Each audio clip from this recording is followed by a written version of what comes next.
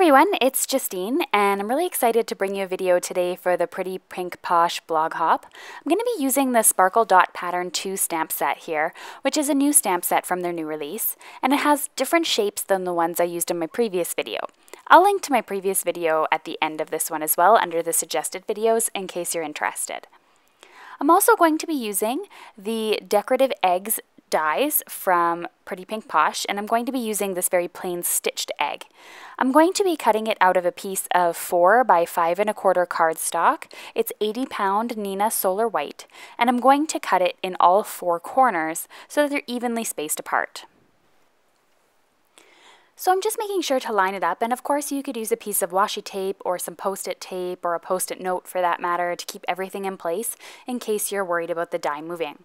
I have this magnetic platform here which keeps everything relatively well in place. So now that I have my die cuts, I now have the frame as well as the die cuts that I cut out, and I'm going to ink up the stamp from the Sparkle Dot Pattern 2 using some fog ink from Simon Says Stamp. This is a really light ink, and you can probably barely see it on the video, and I want it to be this way because it's going to give me a pattern that I can follow in case you want to add things like Nuvo drops, jewels, sequins from Pretty Pink Posh, whatever you prefer, and I'm going to be using today some Nuvo drops. The Nuvo drops I chose to use are the jeweled ones. These are translucent, but they have a tinge of color. So I wanted them to be sort of those spring-like colors that you would normally see at Easter. I'm going line by line here, and I'm going to be adding different colors. So I used, for example, purple and pink here. And then I'm going to do the same thing for the other eggs, but I'm going to switch up the colors each time.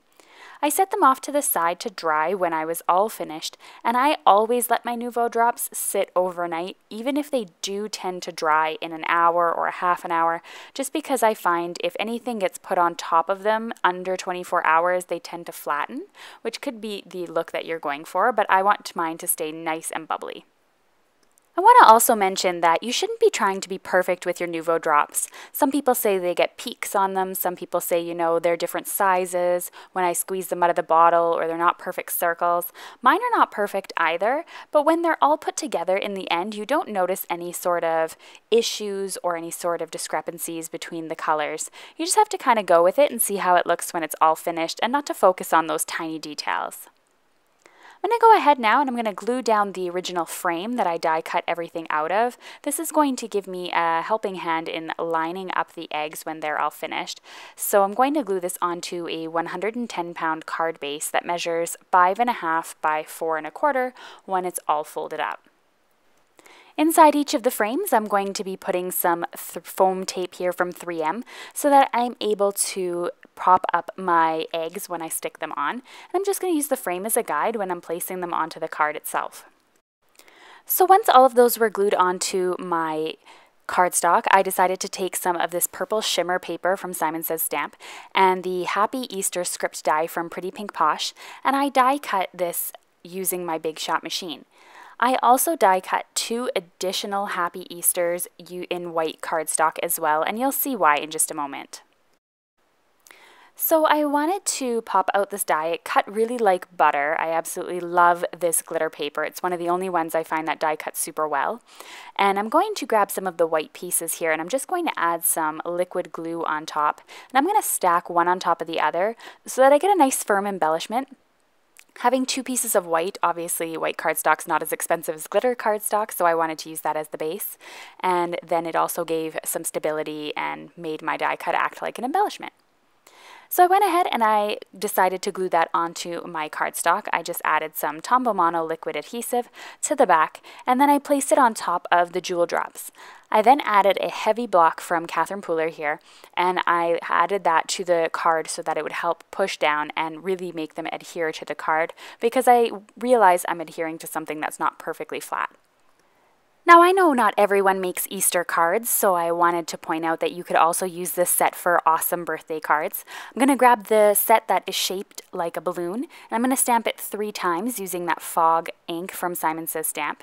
And then I'm going to go ahead and add some of the opaque Nuvo drops for these ones. So I am using a variety of different colors. And I really like these ones because they just give a lot of vibrancy, and you could also switch it up and use some sparkle as well if you're interested.